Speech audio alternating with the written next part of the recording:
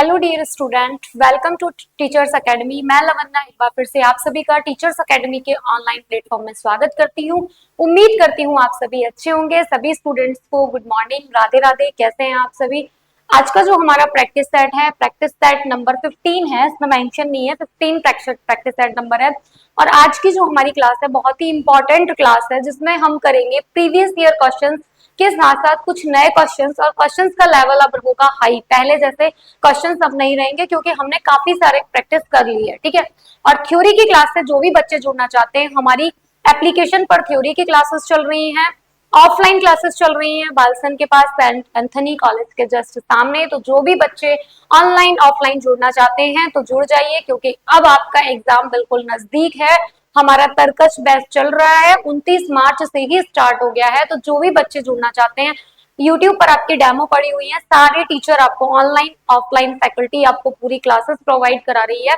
तो जो भी बच्चे, और देखिए इस बार का यूपी टेट हर बार की तरह नहीं है, बहुत खास है, इसलिए आपको यूपी टेट को पास करना अनिवार्य होगा। बहुत सारे बच्चों के प्रश्न रहते हैं, मैम हमने सी टेट पास कर रखा है तो क्या हम यूपी टेट दें? देखिए समय का कुछ भरोसा नहीं है ना।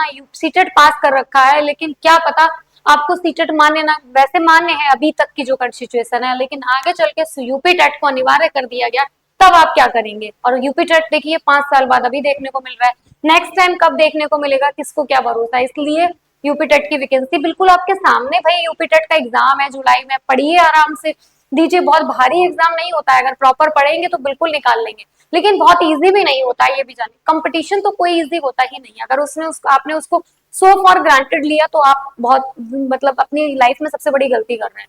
अगर आप किसी भी एग्जाम की प्रिपरेशन कर रहे हैं तो उसमें आपको समय देना पड़ेगा ईमानदारी के साथ, ठीक है। थ्योरी पढ़नी पड़ेगी, प्रैक्टिस सेट लगाने पड़ेंगे, पीवाईक्यू लगाने पड़ेंगे, तभी सिलेक्शन आपका होगा, ठीक है। तो यूपी टेट में जैसे मैं एसएसटी के बारे में आप लोगों को बता देती हूँ, काफी सारे स्टूडेंट्स के क्वेश्चंस हैं, कमेंट बॉक्स में बड़े रहते हैं, तो मैं थोड़ा आपको रिस्पॉन्स दे देती हूँ।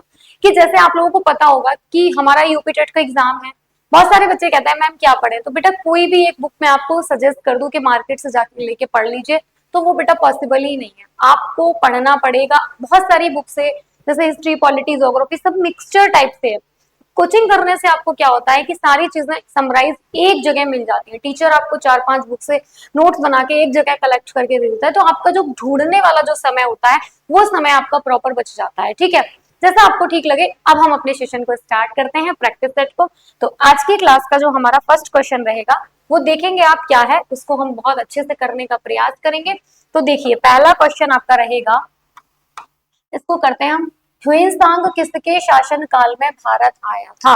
ह्वेनसांग के बारे में पूछ रहा है, किसके शासन काल में ह्वेनसांग भारत आया था? समुद्रगुप्त के में, चंद्रगुप्त विक्रमादित्य के में, हर्षवर्धन के में, या फिर स्कंदगुप्त के शासन काल में? सभी बच्चे कमेंट्स भी करते रहेंगे, साथ साथ हाँ आंसर के रिस्पॉन्स आप लोग करते रहिए। चलिए तो अब बताएंगे आप, हर्षवर्धन शासन काल में किसके आया था? तो ये जो आया था आपका ह्वेनसांग, हर्षवर्धन के शासनकाल में आया था बेटा। किसके शासनकाल में आया था? ह्वेनसांग आपका हर्षवर्धन के शासनकाल में आया था, ठीक है। समझ में आ रहा है या नहीं आ रहा है? सभी बच्चों को प्रॉपर समझ में आ रहा है? किसी को कोई दिक्कत तो नहीं हो रही है ना? चलिए, हर्षवर्धन इसके शासनकाल में आया था, वह नालंदा बौद्ध विश्वविद्यालय में पढ़ने के लिए, किसमें? नालंदा बौद्ध विश्वविद्यालय में पढ़ने के लिए, नालंदा बौद्ध विश्वविद्यालय में पढ़ने के लिए, नालंदा बौद्ध विश्वविद्यालय में पढ़ने के लिए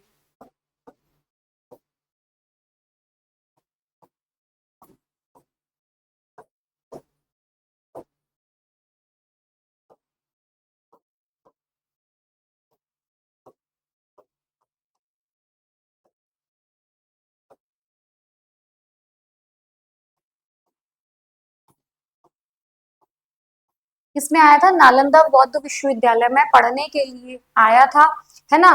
तो उस समय बौद्ध लोग 18 संप्रदायों में बटे हुए थे। इस समय जो बौद्ध था, बौद्ध लोग 18 संप्रदायों में बटे हुए थे, बौद्ध 18 संप्रदायों में बटे हुए थे।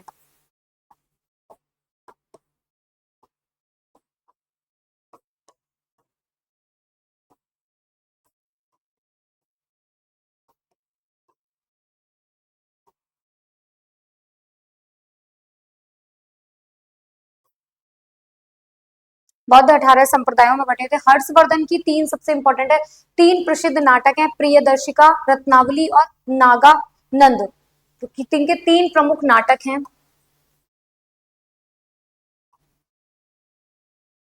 एक क्वेश्चन में हमको इतना पढ़ना ही पड़ेगा कि हम उसे कवर कर पाए, ठीक है। पहली क्या है, प्रियदर्शिका। पहला क्या है आपका, प्रियदर्शिका, रत्नावली और नागनंद, ठीक है। प्रियदर्शिका, रत्नावली और नागनंदा, ठीक है। कुछ लोग नागनंदा बोलते हैं, कहीं कहीं नागनंद लिखा होगा, ठीक है। ये आपके तीन है। क्लियर है, समझ में आया।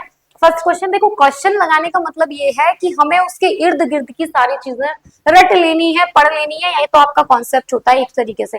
अब क्वेश्चन और डायरेक्ट आंसर लगा रहे हैं, वो पॉसिबल नहीं है, वो मतलब बहुत अच्छा तरीका नहीं है पढ़ने का, ठीक है। चलिए अब आते हैं हम नेक्स्ट क्वेश्चन पर। तो आपसे पूछा जा रहा है, इन बादशाहों में से किसे कलंदर कहा जाता था, मतलब कलंदर की उपाधि किसने धारण की थी, कलंदर किसे कहा जाता था।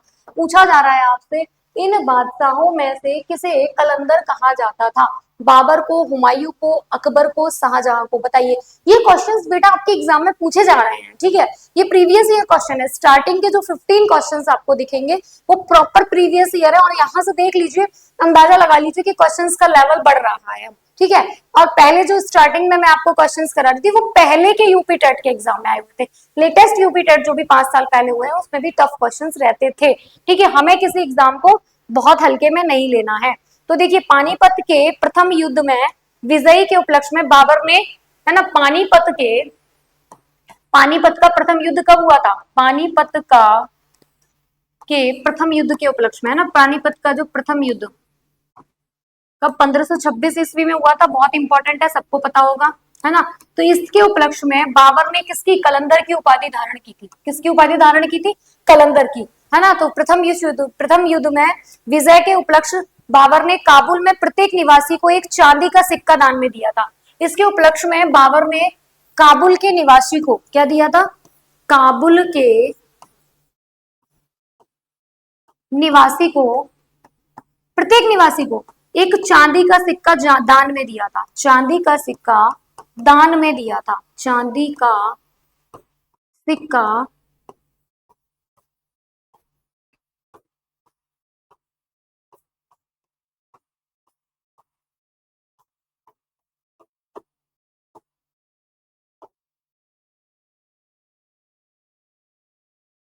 दान में दिया था, ठीक है। तो किसने दिया था, चांदी का सिक्का दान में दिया था, है ना। बाबर ने ही सर्वप्रथम सुल्तान की परंपरा को तोड़कर अपने को बादशाह घोषित किया।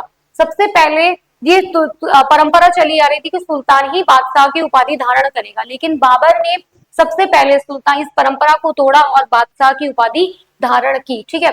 तो वहां के लोगों ने उनको क्या, बादशाह की उपाधि धारण की मार्च 1527 में, ठीक है। जी हाँ, समझ में आ रहा है प्रतीक। अपनी उदारता के कारण इसे कलंदर, अब इन्होंने इतना चांदी के सिक्के सबको बांट दिए थे, तो उदारता के कारण इन्हें क्या, कलंदर कहा गया। क्या कहा गया, कलंदर कहा जाता था। अब आपसे क्वेश्चन पूछा जाएगा कि कलंदर किसको कहा जाता था, तो बाबर को। किसके लिए कहा जाता था, मतलब उनको कलंदर क्यों कहा जाता था, इसलिए कहा जाता था उनकी उदारता की वजह से उनको कलंदर कहा जाता था। क्यों उनको कलंदर कब कहा गया, पानीपत के प्रथम युद्ध में विजय के उपरांत उन्होंने सबको, वहां के जो निवासी थे उनको क्या, चांदी का सिक्का दान में दिया था। इसी उदारता के कारण उनको क्या कहा जाने लगा, कलंदर कहा जाने लगा, ठीक है। समझ में आया या नहीं। बाबर ऐसा पहला शासक था जिसने बादशाह की उपाधि, किसको, सुल्तान की उपाधि, मतलब उसको तोड़ा, बादशाह, पहला ऐसा बादशाह घोषित किया, सुल्तान की परंपरा को तोड़ा और स्वयं को बादशाह घोषित किया।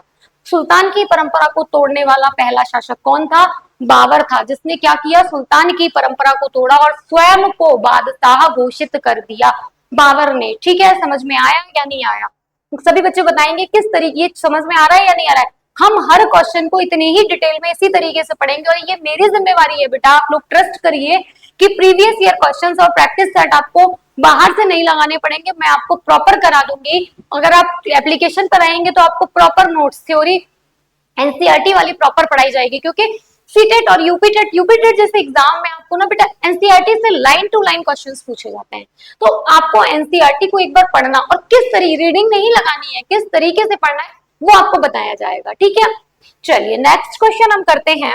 देखिए, बंगाल का विभाजन करने वाला गवर्नर जनरल कौन था, बंगाल विभाजन बहुत बड़ा जिसे आप पढ़ते हैं, बहुत इंपॉर्टेंट है, कर्जन कैनिंग मिंटो मेयो। बताइए, तो आपको दो में तो कोई कंफ्यूजन होना ही नहीं चाहिए, है ना।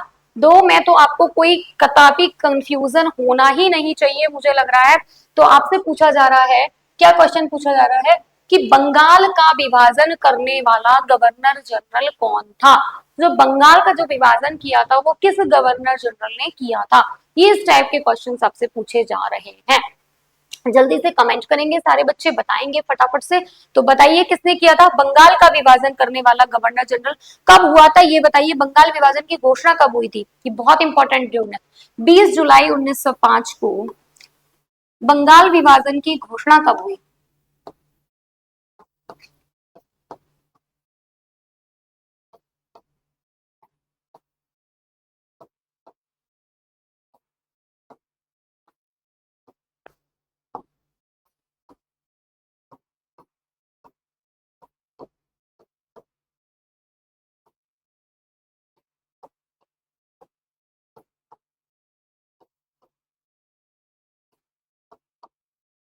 बंगाल विभाजन की घोषणा 20 जुलाई 1905 को हुई थी। बहुत इंपॉर्टेंट क्वेश्चन है, बार बार पूछा जाता है कि बंगाल विभाजन की घोषणा कब हुई थी। 16 अक्टूबर 1900 ये कब हुआ, प्रारंभ हुआ, प्रभावी हुआ। प्रभावी कब हुआ,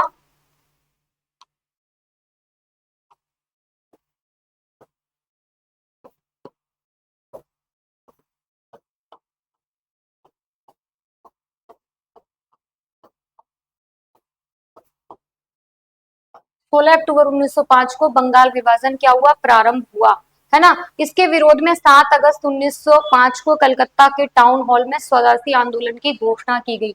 7 अगस्त 1905 को कलकत्ता के टाउन हॉल में, कलकत्ता के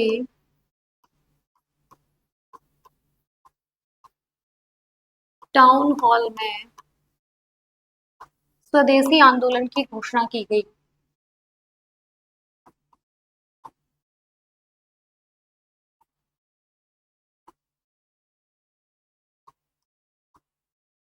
स्वदेशी आंदोलन की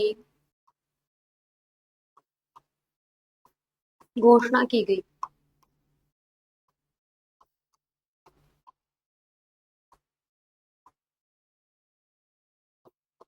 जो कि स्पेस नहीं है इसलिए यहाँ लिख दिया है, ठीक है, समझ जाइएगा, समझ में आ गया। हमें इस तरीके से अपनी चीजों को पढ़ना है। आप देखिए बंगाल विभाजन करने वाला गवर्नर जनरल कौन था, कर्जन था। तो सबसे पहले बंगाल विभाजन को यहाँ पे लाने का मतलब मुझे ये नहीं है कि सिर्फ आपको कर्जन बताना है, तो आप घर पे भी जान जाएंगे, पता ही होगा। ये जानना है कि इसकी डिटेल क्या है। डिटेल क्या है, बंगाल विभाजन की घोषणा कब हुई थी, 20 जुलाई 1905 को। मेरे साथ साथ बोलेंगे, याद करेंगे। बंगाल विभाजन की जो घोषणा हुई थी 20 जुलाई 1905 को हुई थी। 20 जुलाई 1905 बंगाल विभाजन की घोषणा। फिर पूछा जाता है ये प्रभावी कब हुआ बंगाल विभाजन, 16 अक्टूबर 1905 को क्या हुआ, प्रभावी हो गया। लेकिन फिर जब ये प्रभावी हो गया, फिर 7 अगस्त 1905 के 5 को कलकत्ता के टाउन हॉल में, 7 अगस्त 1905 को कलकत्ता के टाउन हॉल में क्या किया गया, कलकत्ता के टाउन हॉल में इसको क्या कर दिया गया, इस स्वदेशी आंदोलन की नींव रखी गई या घोषणा की गई, ठीक है। स्वदेशी आंदोलन की घोषणा कर दी गई 7 अगस्त 1905 को। बार बार पूछा जाने वाला प्रश्न है, ये तीनों डेट है, बहुत इंपॉर्टेंट है, याद कर लीजिए। देखिए यूपी टेट के लिए तो इंपॉर्टेंट है, बट जीके जीएस जहां आप वनडे एग्जाम का या पीसीएस लेवल तक के एग्जाम देते हैं उसमें ये आपसे डेट पूछी जाती है, बहुत ही इंपॉर्टेंट डेट है, ठीक है। तो इसी तरीके से हम अपनी चीजों को कवर करेंगे, जितना ज्यादा डिटेल में पढ़ेंगे उतना ज्यादा अच्छा है। और ये जान लीजिए पढ़ाई का कोई शॉर्टकट नहीं होता है। प्रिपरेशन करने वाले बच्चों के लिए तो शॉर्टकट होता ही नहीं है। शॉर्टकट अपनाएंगे तो और लंबा रास्ता लगेगा, क्योंकि शॉर्टकट अपनाएंगे, जाएंगे, फिर डिफिटेड होंगे, फिर आएंगे। और जब आप अच्छे से एक बार पूरे सिलेबस को प्रॉपर कवर कर लेंगे, पहली ही बार में अपना एग्जाम क्वालिफाई कर लेंगे, ठीक है। चलिए समझ में आ रहा होगा मुझे लग रहा है सारे बच्चों को बहुत अच्छे से। कोई दिक्कत होगी तो कमेंट बॉक्स में कमेंट करिएगा, मैं आपके प्रश्नों को देखूंगी और सॉल्व करने का प्रयास करूंगी, ठीक है।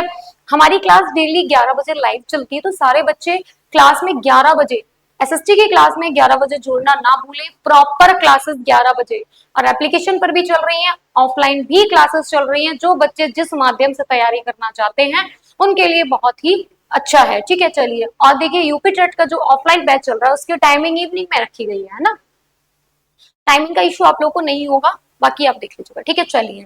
3 बजे से स्टार्ट है हमारा बैच। अब देखिए कुंवर सिंह किस राज्य के जमींदार थे?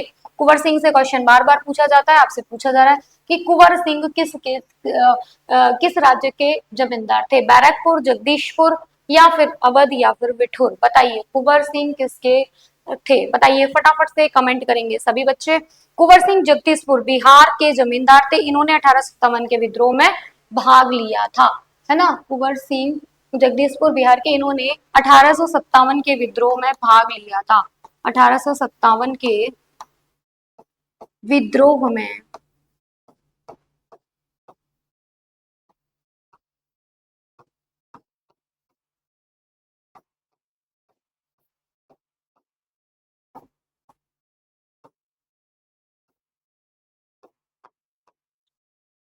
ठीक है, देखो ये ना बिहार पीसीएस में या बिहार से ये क्वेश्चन पीसीएस में वनडे में कई बार पूछा गया कुंवर सिंह से। कुंवर सिंह कहाँ के जमींदार थे? कुंवर सिंह कहाँ 1857 के विद्रोह का नेतृत्व कहाँ से किया था? कुंवर सिंह ने कहाँ से किया था? जगदीशपुर। कहाँ पे है ये जगदीशपुर? बिहार में है, ठीक है। ये चीज समझ में आ रही होगी आप लोग को या नहीं आ रही है, बताइए। इन्हें है ना अंग्रेजों के युद्ध करते समय जख्मी होने के कारण 26 अप्रैल 1858 को इनकी मृत्यु हो गई थी। 26 अप्रैल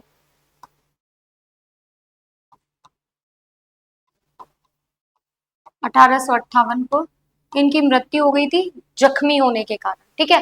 चलिए समझ में आ रही है चीजें या नहीं आ रही हैं? कोई दिक्कत यहाँ तक किसी भी स्टूडेंट को कोई प्रॉब्लम?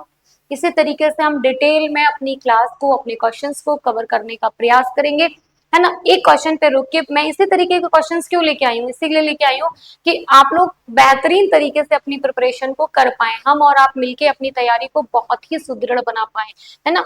और किसी भी एग्जाम को पास करने का यही है, आप किसी भी एक जगह से प्रॉपर स्थिर होके पढ़ लीजिए। ये घुमंतु प्राणी मत बनिए कि यहाँ वहां, यहाँ प्रैक्टिस चल रहा है, यहाँ देख लिया, वहां प्रैक्टिस सेट, वहां नहीं, एक जगह। क्योंकि आपको पता है हर टीचर ईमानदारी से अपनी चीजों को कवर कराएगा। पता नहीं आपने कौन से टीचर की कब कौन सी क्लास मिस कर दी और वो आपके एग्जाम में वहां से क्वेश्चन आ गया। तो आप अपनी चीजों को बेहतरीन तरीके से ईमानदारी से करिए, ठीक है। चलिए नेक्स्ट क्वेश्चन आता है, स्क्रीन पर पढ़ते हैं हम।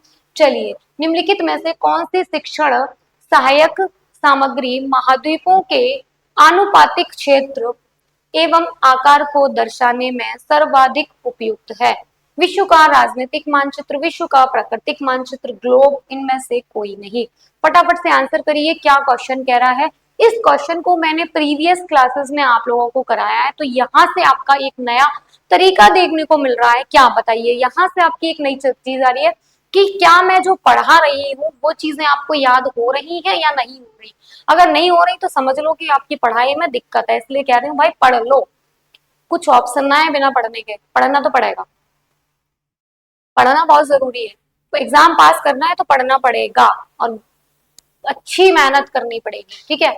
चलिए, तो क्या कह रहा है क्वेश्चन को एक बार और पढ़ते हैं। निम्नलिखित में से कौन सी शिक्षण सहायक सामग्री है, क्या कह रहा है, शिक्षण सहायक सामग्री महाद्वीपों के आनुपातिक क्षेत्र एवं आकार को दर्शाने में सर्वाधिक उपयुक्त है? विश्व का राजनीतिक मानचित्र, विश्व का प्राकृतिक मानचित्र, ग्लोब, इनमें से कोई नहीं। फटाफट से आंसर करेंगे क्या होगा। मुझे नहीं लगता कि इस क्वेश्चन का आंसर किसी भी स्टूडेंट को देने में कठिनाई होगी, है ना। तो क्या आंसर होगा इसका? ग्लोब। ग्लोब के माध्यम से ही हम देखें ना कितने महाद्वीप हैं हमारे? 7। कौन कौन से हैं? कमेंट बॉक्स में कमेंट करके सारे बच्चे आंसर करेंगे। ये आप लोग का होमवर्क है, ठीक है, सब बताएंगे क्योंकि बहुत बेसिक है। कितना भी नहीं पता तो क्या करेंगे फिर, है ना। एनसीईआरटी 6, 7, 8 की तो पढ़ ही लो। सोए 5 साल में ना एक तो वैकेंसी नहीं आई ना, तो आप लोग सो गए और सो सो के क्या हो गया ना, जंग लग गई है आप लोग को। अभी तो एक्टिव करने में हम लोग को 10, मुझे देखिए 7-8 दिन लग गया है आप लोग को एक्टिव करने में। कुछ बच्चे एक्टिव हुए हैं फिर भी, और जो वैकेंसी लगातार आती रहती है तो बढ़िया रहता है, एक्टिव रहते हैं, एकदम एनर्जेटिक रहते हैं आप लोग, ठीक है। चलिए इसी तरीके से करनी है, हम अपनी चीजों को कवर करेंगे बहुत बढ़िया से, ऐसे ही। चलिए, भूगोल शिक्षण की उपयुक्त विधि क्या है? आपसे पूछ रहा है भूगोल जो शिक्षण है उसकी उपयुक्त विधि कौन सी है, बताइए क्या होगा। भ्रमण विधि, वार्तालाप विधि, कहानी विधि, उपयुक्त में से कोई नहीं, बताइए। भूगोल, जैसे हम भूगोल पढ़ रहे हैं, ठीक है, तो उसकी सबसे अच्छी, जैसे आप स्टूडेंट्स को भूगोल पढ़ा रहे हैं, ठीक है, शिक्षण पढ़ा रहे हैं, पेडागोजी से क्वेश्चन है, तो क्या सबसे अच्छी विधि है, किस तरीके से पढ़ाएंगे, जैसे पूछा जाता है ना क्वेश्चन पेडागोजी में कि अगर टीचर श्याम पट पर लिख रहा है तो फिर वो किस एंगल से खड़ा होना चाहिए उसको, जैसे मैं 180 के पे ऐसे खड़ी हो जाऊं, गलत है, पीछे एकदम पीठ करके नहीं, जब लिखते समय टीचर को 45 डिग्री के एंगल पे, जैसे मैं लिखती हूँ, आपने देखा होगा अक्सर ऐसे इस तरीके से लिखती हूँ, है ना, ऐसे नहीं, इससे नहीं लिखना है, ठीक है, तो वह 45 डिग्री के एंगल पे, ये भी क्वेश्चन आया हुआ है यूपी टेट में प्रीवियस ईयर में, ठीक है, इसी तरीके के क्वेश्चन आते ही हैं कुछ। चलिए, तो क्या कह रहा है, भूगोल शिक्षण की उपयुक्त विधि क्या है, जैसे आप भूगोल के टीचर हो गए, अपनी क्लास में बच्चों को पढ़ा रहे हैं, तो किस तरीके से पढ़ाएंगे, कौन सी शिक्षण विधि सबसे अच्छी होगी, बताइए, कहानी विधि, वार्तालाप विधि, या फिर भ्रमण विधि, भ्रमण कर करके पढ़ाएंगे, कहानी से पढ़ाएंगे, बताइए किससे पढ़ाएंगे।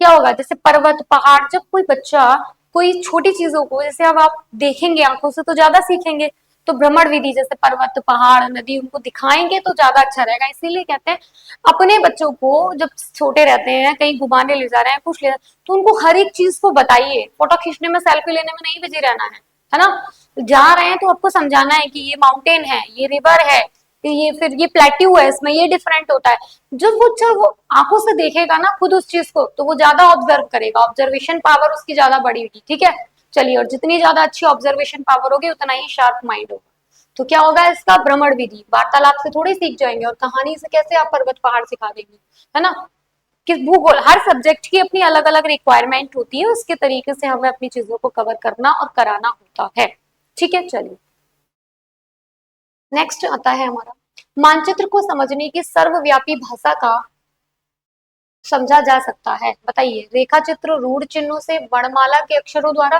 थीमेटिक मानचित्र से, बताइए, ये थीमेटिक वाला क्वेश्चन पीसीएस में भी पूछा गया है, थीमेटिक वाला क्वेश्चन यूपी पीसीएस में पूछा गया क्वेश्चन है ये, ठीक है, चलिए बताइए क्या होगा जल्दी से। मानचित्र पृथ्वी की सतह या इनके एक भाग का पैमाने के माध्यम से चपटी सतह पर खींचा गया चित्र है। मानचित्रों के सर्वव्यापी भाषा होती है जिन्हें रूढ़ चिन्हों द्वारा दर्शाया जाता है, रूढ़ चिन्ह जैसे भवनों को ऐसे दर्शा दिया गया है ना, किसी को ऐसे दर्शा दिया गया, बताते हैं ना, पेड़ों को ऐसे ऐसे दर्शा दिया गया है ना, इस तरीके से माउंटेन को ऐसे दर्शा दिया गया, तो ये सब रूढ़ चिन्ह होते हैं, उसको हम क्या बोलते हैं, रूढ़ चिन्ह, आपने मैप देखा होगा, वहां पे इस तरीके से ऐसे चिन्ह बने होते हैं, फिर वहां पे जैसे बोला है ना ये पर्वत है तो ऐसे चिन्ह बना है ना, इस तरीके से मैं एग्जाम्पल देके बता रही हूँ, और ठीक है, तो क्या होगा इसका आंसर, रूढ़ चिन्हों के माध्यम से समझा जा सकता है, ठीक है, कोई दिक्कत, do you have any problem, कितने क्वेश्चन हमने अभी तो सॉल्व किए हैं, 7 क्वेश्चन, नंबर ऑफ क्वेश्चंस हो सकते हैं कम हो क्योंकि ये डिटेल क्लासेस है, हाँ मैराथन क्लास में आपके नंबर ऑफ क्वेश्चंस ज्यादा रहेंगे, क्वेश्चंस की संख्या मैं बढ़ा दूंगी मैराथन सेशन में, यहाँ पे आपको डीप डिस्कशन करना है, अभी तक हमने फैक्चुअल बहुत पढ़ लिया, अब हमें डीप एक्सप्लेनेशन के साथ करना है, और प्रॉपर ये है कि आपकी तैयारी सुदृढ़ रहेगी, ये मेरी जिम्मेवारी है और मैं इसको बनाने का प्रयास करूंगी, चलिए,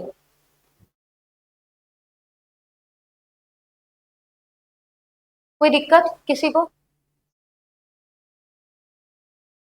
चलिए नेक्स्ट क्वेश्चन आता है, यू आकार की घाटी का निर्माण होता है, बताइए, ये यू आकार की घाटी है उसका निर्माण हिमनद के द्वारा, नदी के द्वारा, पवन के द्वारा, सागरीय तरंग के द्वारा,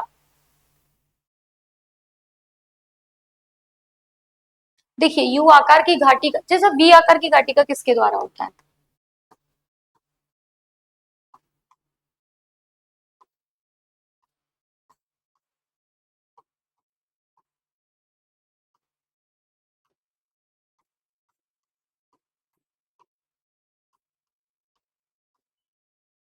बताइए, वी आकार की घाटी का निर्माण नदी अपनी युवावस्था में,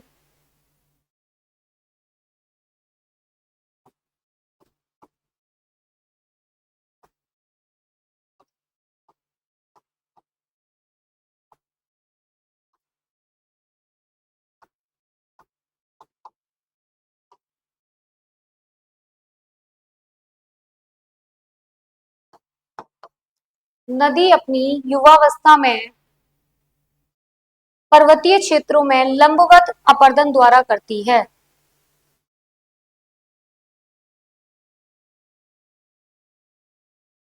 पर्वतीय क्षेत्रों में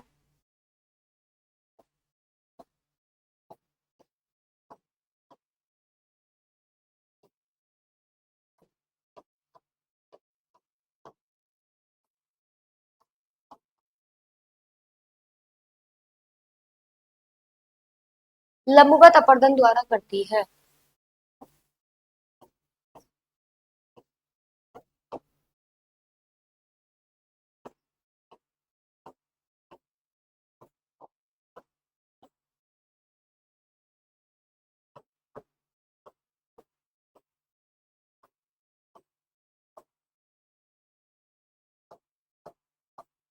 देखो क्या पूछ रहा है, पहले मैं बता रही हूँ। वी आकार की जो घटी का निर्माण है, नदी अपनी युवावस्था में जब होती है तो पर्वतीय क्षेत्रों में जो लंबवत अपरदन करती है, उसकी वजह से हमारा वी आकार की घाटी का निर्माण होता है। तो यू आकार की घाटी का निर्माण किसके द्वारा होता है, ये क्वेश्चन पूछा जा रहा है।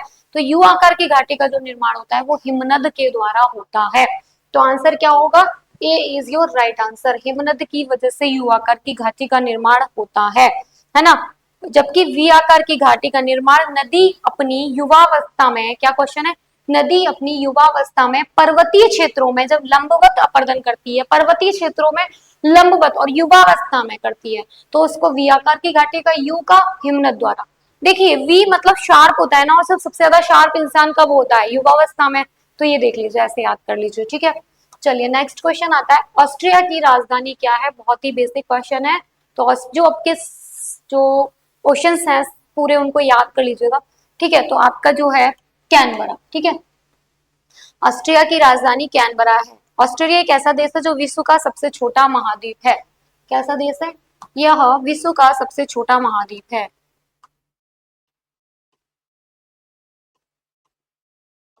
सारे महाद्वीप को याद कर लीजिएगा। सीक्वेंस वाइज मुझे महाद्वीप सातों कमेंट बॉक्स में कमेंट करिए। और सबसे बड़ा कौन सा है।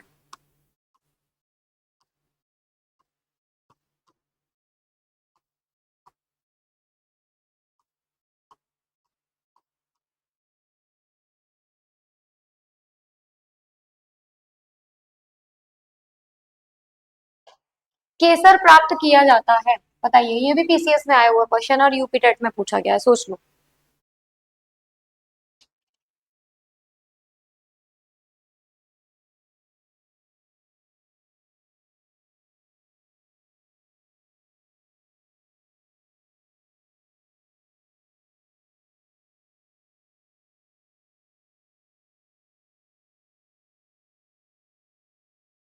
कहाँ से केसर किससे प्राप्त किया जाता है, पुष्प वर्तिका से। हम्म। केसर कहाँ से किया जाता है, पुष्प वर्तिका से। केसर इरिडेसी कुल का पौधा है।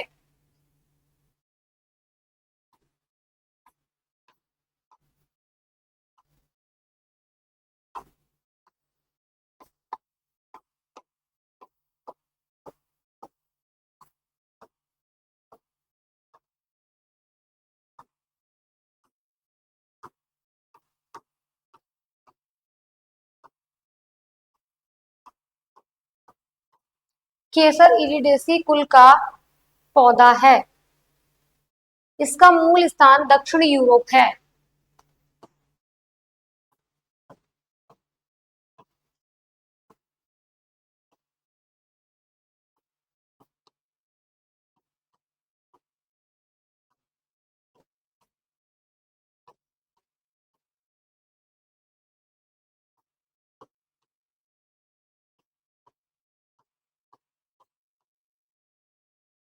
भारत में यह JNK में पाया जाता है।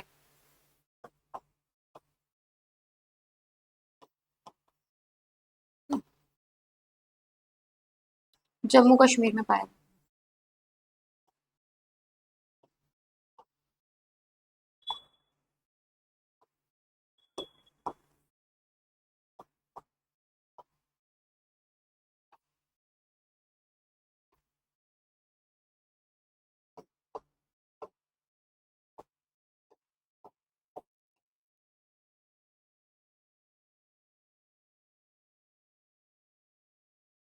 जम्मू कश्मीर में पाया जाता है, ठीक है।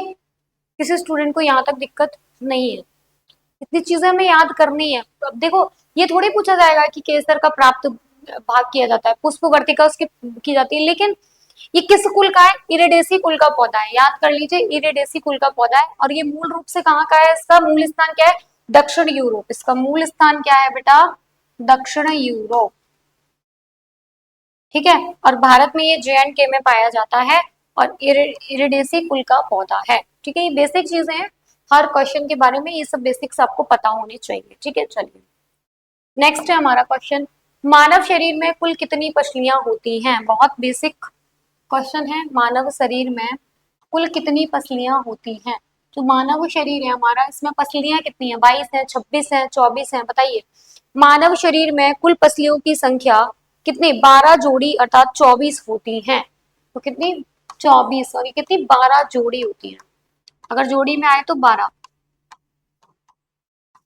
ठीक है, जिस तरीके से याद कर लीजिए बेटा, पसलियों में आपस में जोड़ने वाली अस्थि क्या है? स्टर्नम कहलाती है। पसलियों को आपस में जोड़ने वाली अस्थि क्या कह रहा है? पसलियों को आपस में जोड़ने वाली अस्थि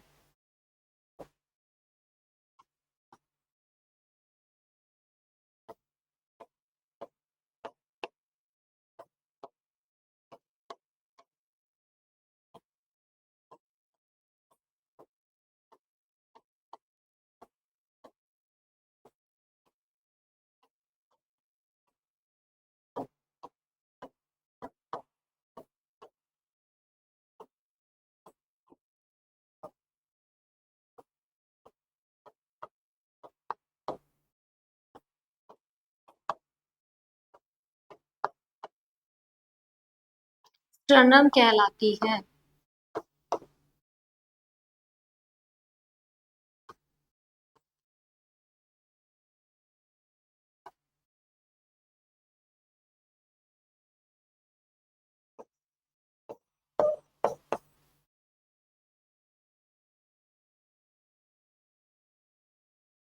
ठीक है, समझ में आया यहाँ तक? किसी को कोई दिक्कत आ गया ना? चलिए नेक्स्ट है टीएबी का टीका। टीएबी टीबी होगा ना, टीएबी थोड़ी होगा। टीएबी का टीका किसके लिए लगता है? अच्छा, टीबी का ट्यूबरक्लोसिस के लिए लगता है। टीएबी का टीका किसके लिए लगता है बताइए? टीएबी का जो टीका है वो किसके लिए लगता है, ये क्वेश्चन पूछा जा रहा है। मियादी बुखार के लिए, है ना? मोतीजरा आंत बुखार के नाम से भी जाना जाता है। टीएबी इसको क्या कहते हैं? मोतीजरा और आंत बुखार के नाम से भी जाना जा सकता है। मोतीजरा और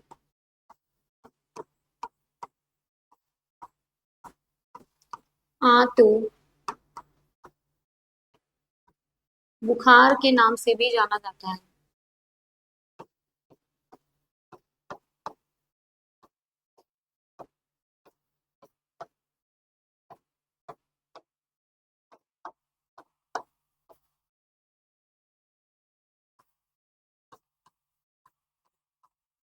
इसे हम क्या कहते हैं? मियादी बुखार कहते हैं। ठीक है, ये पानी की वजह से होता है, गंदे पानी की वजह से, है ना?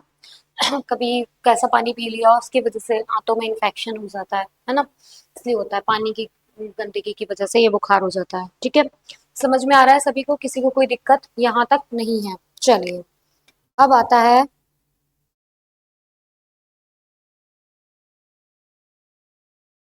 समझ में आ रहा है ना? कोई दिक्कत तो नहीं है ना?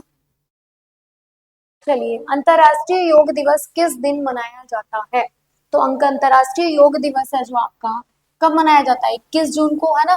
तो कब इसकी स्टार्टिंग की गई थी ये पूछा जाता है आपसे। 11 दिसंबर 2014 को।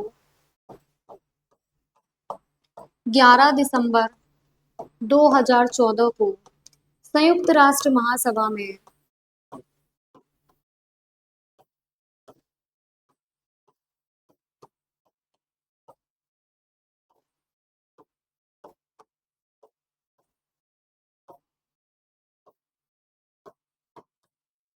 योग दिवस को मनाने की घोषणा की गई थी। संयुक्त राष्ट्र में 21 जून को प्रतिवर्ष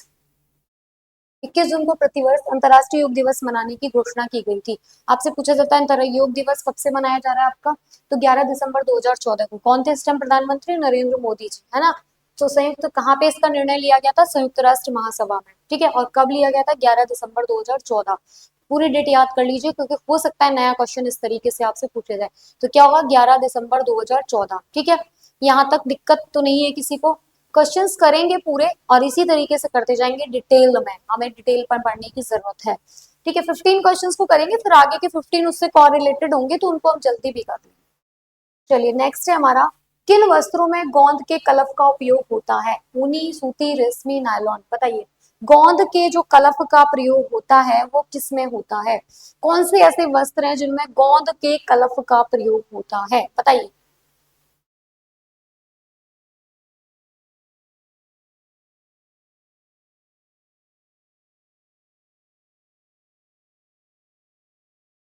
रेशमी वस्त्र, वेरी। रेशमी वस्त्रों में गोंद गोंद के कलफ का प्रयोग होता है। क्लियर? यहाँ तक किसी भी बच्चे को कोई दिक्कत कठिनाई तो नहीं है ना? चलिए फटाफट से नेक्स्ट क्वेश्चन आता है हमारा।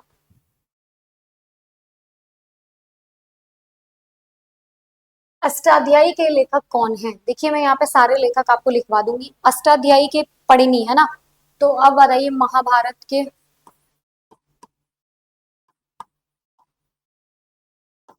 लिखिए। रामायण सुखदेव।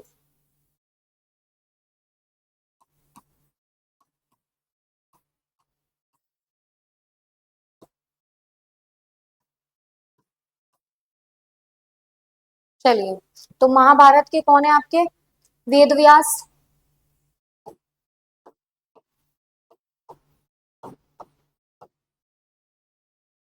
राम रामायण की कौन है बताइए, कोई भी बच्चा बता सकता है? रामायण के वाल्मीकि। इतने इजी इजी नहीं बता पाओगे।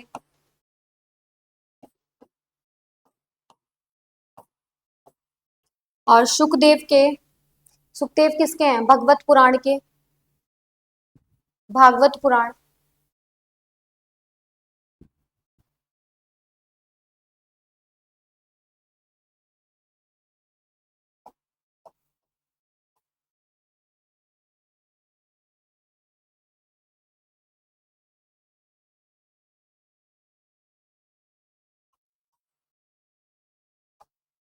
भगनी भागवत है, ठीक है।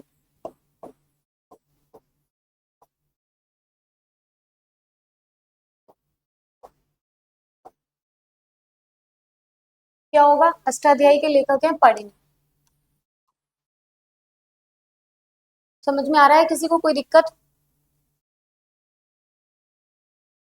क्लियर सभी को? हाँ चलिए, सारी चीजें क्लियर है ना यहाँ तक? चलिए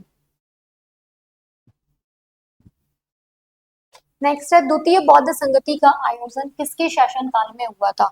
यहाँ से मैं आपको सारी बौद्ध संगतियां याद करा देती हूँ, ठीक है। देखिए, पहली, दूसरी, तीसरी, कितनी बौद्ध संगतियां हुई है टोटल? 4। प्रथम, द्वितीय और तृतीय। आज की क्लास के बाद आपको ये कंफ्यूजन नहीं रहेगा।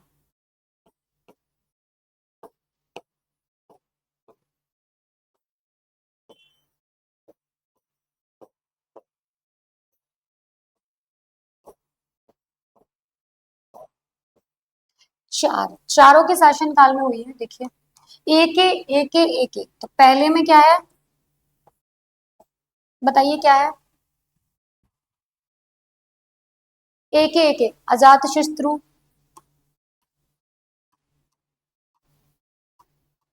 एक ए और के, बताइए के का क्या होगा? काला शोक।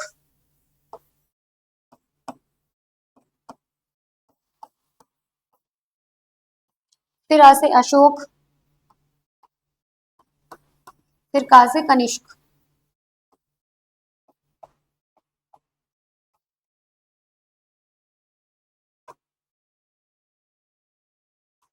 कहाँ कहाँ पे हुई है? पहली हमारी हुई है राजगृह में। दूसरी कहाँ पे हुई है बताइए? आप लोग भी बताइए कुछ। पहली हुई है राजगृह में, दूसरी वैशाली में,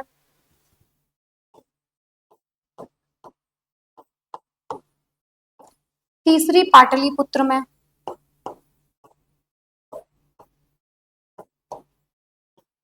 चौथी हुई है आपकी कश्मीर के कुंडल वन में।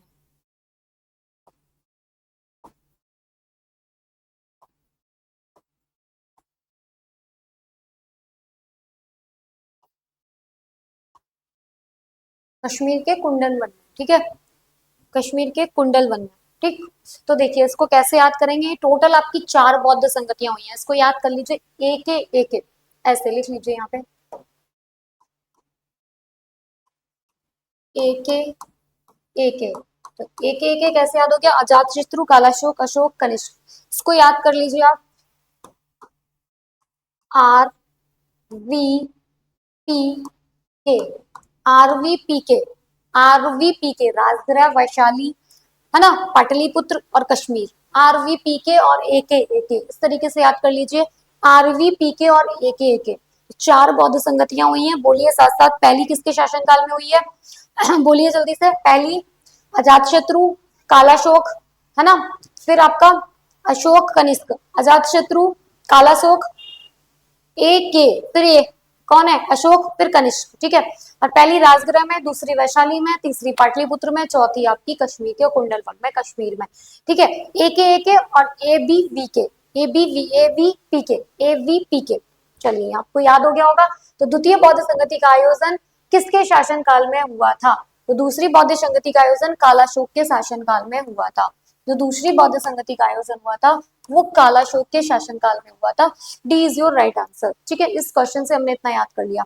अब आपका आता है क्वेश्चन नंबर, क्या आएगा देखिए, क्वेश्चन नंबर स्टार्ट होता है आपका 17। अकबर ने इबादत खाना का निर्माण करवाया था, कहाँ पे बताइए, आगरा में, फतेहपुर सीकरी में, दिल्ली में, सिकंदरा में, बताइए। अकबर ने इबादत खाने का निर्माण करवाया था, तो अकबर ने जो इबादत खाने का निर्माण करवाया था वो कहाँ पे करवाया था, फतेहपुर सीकरी में। कहाँ पे करवाया था, फतेहपुर सीकरी में। देखिए हम सोचते हैं कि क्वेश्चन 30 कंप्लीट कर लें, ठीक है, तो अकबर ने फतेहपुर सीकरी में इबादत खाने का निर्माण करवाया था। अब आता है आपका नेक्स्ट क्वेश्चन, आर्य समाज की स्थापना हुई थी कब, थोड़ा जल्दी जल्दी बढ़ेंगे हम लोग। आर्य समाज की स्थापना 10 अप्रैल 1875 में, है ना, क्या है पूरी डेट लिख लीजिए, 10 अप्रैल 1875 में, है ना। किसमें आर्य समाज की स्थापना किसने की थी, बताइए, कोई बच्चा बता सकता है। आर्य समाज की स्थापना स्वामी दयानंद सरस्वती ने की थी, किसने, स्वामी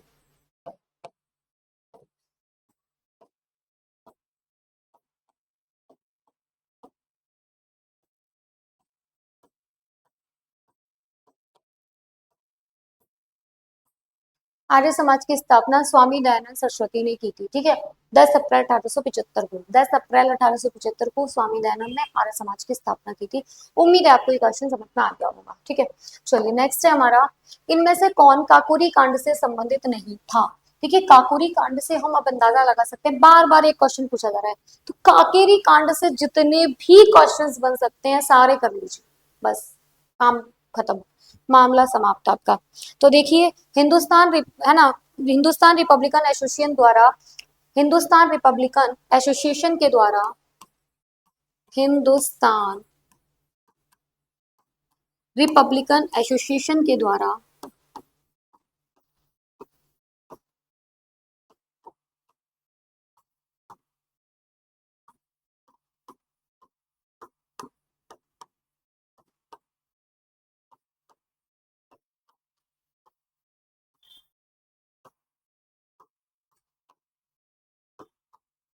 कुछ कह रहे हैं आप लोग, हिंदुस्तान रिपब्लिकन पब्लिक एसोसिएशन के द्वारा 9 अगस्त 1925 को उत्तर रेलवे के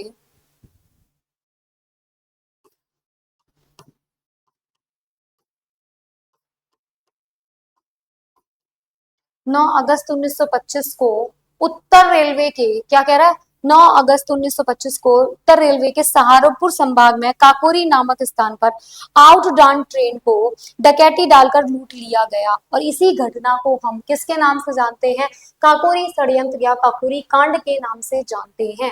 किसके नाम से जानते हैं, काकोरी, है ना, काकोरी कांड के नाम से जानते हैं। तो संबंधित थे इसमें सूर्यसेन, इंडियन रिपब्लिकन, ठीक है, तो सूर्यसेन इससे संबंधित नहीं थे। सूर्यसेन क्या थे, रिपब्लिकन आर्मी के सदस्य थे। सूर्यसेन इंडियन रिपब्लिकन आर्मी के संस्थापक थे, Indian Republican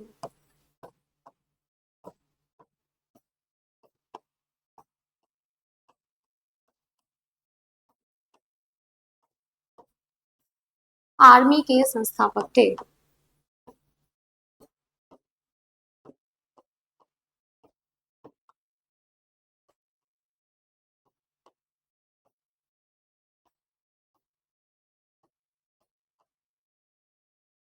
Surya Sen Indian Republican army के संस्थापक थे। समझ में आया? किसी को कोई दिक्कत यहाँ तक या नहीं? क्लियर हो गया ना? चलिए नेक्स्ट है आपका, दीन ए इलाही की स्थापना किसने की थी? दीन ए इलाही मतलब जिसमें राजा सभी धर्मों को समान माना गया है ना? धर्म के विषय में सबको धर्म को समान माना गया है। तो दीन ए इलाही की जो स्थापना की थी अकबर ने सभी धर्मों में सामंजस्य स्थापित करने के लिए, है ना?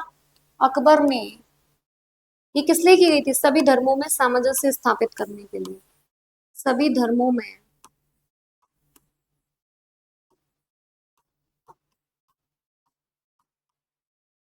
सामंजस्य स्थापित करने के लिए।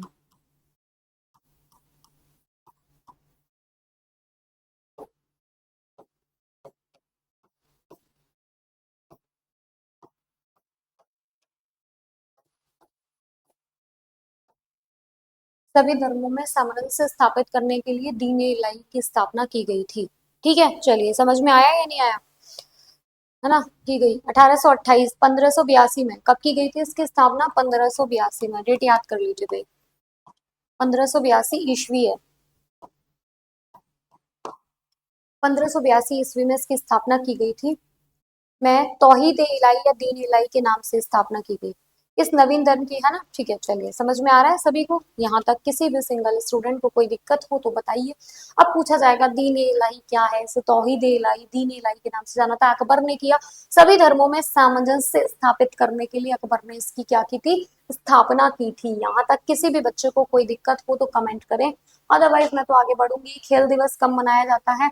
कोई बच्चा बता सकता है क्या इस क्वेश्चन का आंसर कि खेल दिवस कब मनाया जाता है आपका? जल्दी से बताइए, खेल दिवस कब मनाया जाता है? कोई बच्चा बता सकता है? राष्ट्रीय खेल दिवस हॉकी के महान खिलाड़ी मेजर ध्यानचंद की जयंती के अवसर पर, मेजर ध्यानचंद की जयंती के अवसर पर 29 अगस्त को मनाया जाता है। ठीक है, नेक्स्ट क्वेश्चन आता है। देखिए, योग के संबंध में प्रमुख ग्रंथ योग दर्शन के लेखक, है ना, कौन थे? योग दर्शन के लेखक कौन थे? योग दर्शन के लेखक कौन है? योग दर्शन के जो लेखक हैं वो कौन है? योग दर्शन के लेखक थे, है ना? कौन थे? महर्षि भरत, महर्षि नारद, महर्षि पतंजलि, महर्षि देवदत्त। बताइए कौन थे योग दर्शन के संबंध में? योग किसका है? पतंजलि का है, ये तो सबको पता है। ये बहुत इजी क्वेश्चन है। योग किसका है? पतंजलि। रामदेव बाबा जी क्या सिखाते हैं? क्या सिखाते हैं? योग करना ना, कि योगा करो फिट रहो। योग दिवस अभी 21 जून को मनाया जाता है ना। ठीक है, चलिए इसी तरीके से चीजों को याद करो भाई अच्छे से। चलिए नेक्स्ट है, जीन नामक प्रोटीन किस फसल से संबंधित है? जो आपका जीन नामक प्रोटीन है वो किससे संबंधित है? मक्का से। किससे संबंधित है? मक्का से। नेक्स्ट है आपका, गाय की कौन सी नस्ल दुकाजी उद्देश्य की है? गाय की कौन सी नस्ल, तो कौन सी आपकी गाय की कौन सी नस्ल दुकाजी उद्देश्य की है? जो है थार पारकर। ठीक है, थार पारकर है। नेक्स्ट है, भारत को कुल कितनी कृषि जलवायु में बांटा गया है? तो भारत को जो टोटल बांटा गया है कितनी? 15 कृषि जलवायु में बांटा गया है। भारत को जो टोटल बांटा गया है 15 कृषि जलवायु में। अब लास्ट जल्दी जल्दी क्वेश्चंस को कर लेते हैं। भारत को कुल कितने कृषि जलवायु क्षेत्रों में? 15 में बांटा गया है। सेम क्वेश्चन बार बार आ गया क्या? चलिए ठीक है, नेक्स्ट है आपका, केंद्रिक बीज की संतति है। जो केंद्रिक बीज है उसकी संतति क्या है? प्रजनन, प्रजनक जीव। क्या है? प्रजनक जीव केंद्र उसकी संतति है। ठीक है, क्या कह रहे हैं? चल ठीक ठीक, कोई बात नहीं। नेक्स्ट है आपका, केंद्रीय औषधि एवं संगंध पौधा संस्थान कहाँ स्थित है? तो केंद्रीय औषधि एवं संगंध पौधा संस्थान आपका लखनऊ में स्थित है। कहाँ पर स्थित है? लखनऊ में स्थित है। चलिए मैं कुछ याद करा देती हूँ और आपको। लिखिए, इंदिरा भारतीय कृषि अनुसंधान कहाँ पे है? भारतीय कृषि अनुसंधान संस्थान, भारतीय कृषि अनुसंधान संस्थान।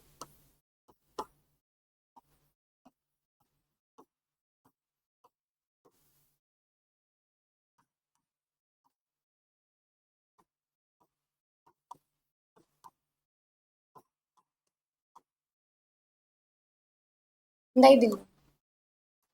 भारतीय कृषि अनुसंधान संस्थान नई दिल्ली में है। इंदिरा गांधी राष्ट्रीय मानव संग्रहालय भोपाल में। इंदिरा गांधी राष्ट्रीय मानव संग्रहालय।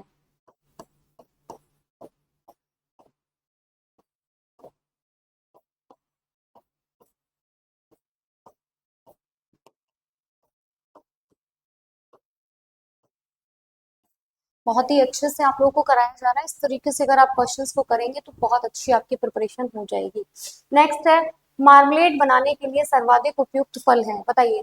मार्मलेड बनाने के लिए जो सबसे उपयुक्त फल है वो है आपका माल्टा। मार्मलेड बनाने के लिए सबसे उपयुक्त फल होता है माल्टा। नेक्स्ट है आपसे, केंद्रीय खाद्य प्रौद्योगिकी अनुसंधान कहाँ पे स्थित है? केंद्रीय खाद्य प्रौद्योगिकी अनुसंधान कहाँ पर स्थित है, बताइए कहाँ पर है? कहाँ पर है आपका? मैसूर में। केंद्रीय खाद्य, ये जो खाद्य अनुसंधान, जो केंद्रीय खाद्य प्रौद्योगिकी अनुसंधान, केंद्रीय खाद्य प्रौद्योगिकी जो अनुसंधान है आपका मैसूर में स्थित है। चलिए ठीक है। जेली बनाने के लिए किस परिरक्षक का प्रयोग होता है? जो आप जेली बनाते हैं उसके लिए किसका प्रयोग किया जाता है? जेली बनाने के लिए जो, एक मिनट, जेली बनाने के लिए जो प्रयोग किया जाता है आपका शर्करा का, पैक्टिन का, सल्फाइड डाइऑक्साइड का, बताइए किसका किया जाता है? फीमेल्स जो घर में खाना पीना बनाने की बहुत शौकीन है उनको पता होगा किसका किया जाता है, शर्करा का, है ना। तो जेली बनाने के लिए जो प्रयोग किया जाता है, जेली बनाने के लिए किस परिरक्षक का प्रयोग होता है, तो वो आपका होता है शर्करा का। ठीक है। इसी तरह के प्रश्नों की श्रृंखला के लिए आप जुड़ते रहिए हमारे टीचर्स अकेडमी के चैनल पर। 11 बजे एसएसटी मैं लवन्या आप लोगों के लिए लेकर आती हूँ। सभी स्टूडेंट्स 11 बजे लाइव जुड़े। किसी भी स्टूडेंट को कोई प्रॉब्लम है किसी क्वेश्चन में या इस टॉपिक से मैम क्वेश्चंस लेके आइए, कमेंट बॉक्स में कमेंट करिए। मैं उस तरीके के क्वेश्चंस आप लोग के लिए लेके आना चाहूंगी। फिर आपको एक इन्फॉर्मेशन देना चाहूंगी, हमारे यहाँ तर्कस बैच चल रहा है, ऑनलाइन ऑफलाइन दोनों ही बैचेस चल रहे हैं। और जो बच्चे जॉब में हैं उनके लिए कुछ स्पेशल क्लासेस चल रही हैं, क्योंकि भाई उनकी पढ़ने की तैयारी छूट जाती है, तो उनको समय के अभाव को देखते हुए, क्योंकि उनके पास समय भी कम होगा क्योंकि वो ऑलरेडी जॉब में है, तो उनके लिए कुछ स्पेशल क्लासेस चल रही हैं। तो हमारा एप्लीकेशन डाउनलोड कर लीजिए, वहां पे हमारी प्रॉपर क्लासेस चल रही हैं, तो सभी बच्चे वहां पे जुड़ सकते हैं, ऑनलाइन और ऑफलाइन दोनों। ठीक है, चलिए फिर मिलते हैं कल। Bye, take care. तभी सभी लोग ध्यान रखिए अपना, मस्त रहिए। Okay bye.